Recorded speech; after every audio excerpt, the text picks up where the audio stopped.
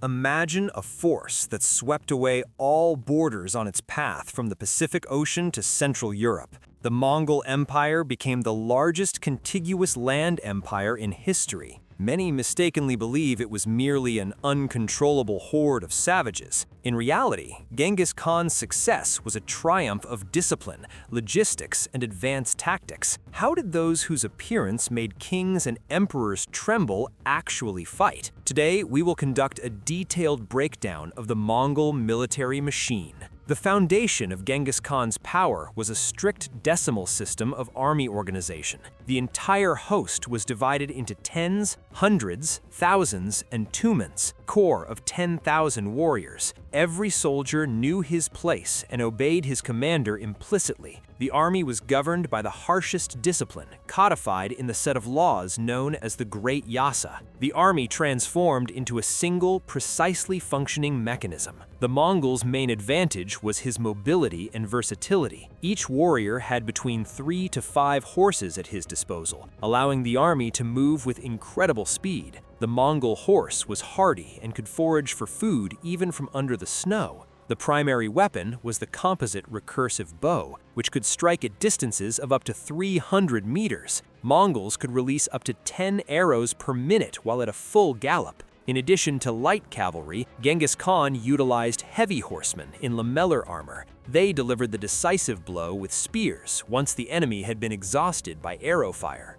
The Mongols rarely engaged in head-on collisions with superior forces. Their favorite maneuver was the feigned retreat, known as the Mongudai.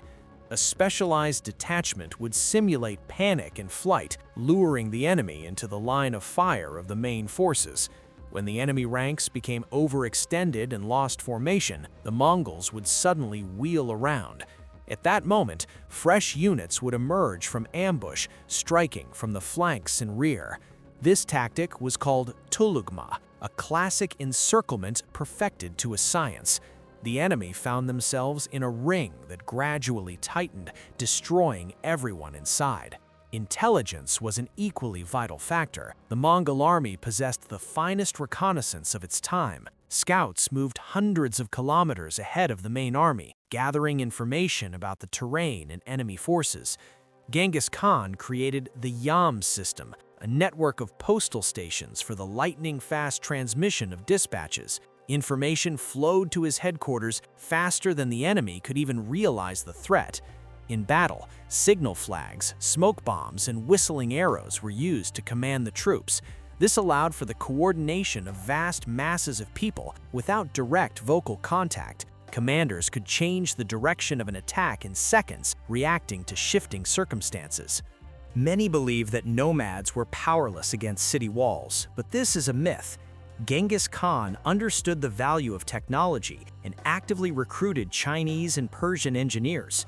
The Mongols utilized catapults, ballistae, and even primitive gunpowder charges. If a city did not surrender, they might build their own rampart around it, completely blocking food supplies. Often, cities opened their gates as soon as the first Mongol patrols appeared on the horizon. For the Mongols, war was not chaos, but a precise science and hard work. They combined the speed of nomads with the technological might of settled civilizations. Genghis Khan created an army that was centuries ahead of its time. Many of his methods would later form the basis of 20th century deep operations doctrines. His success was the result of extraordinary intellect and organization.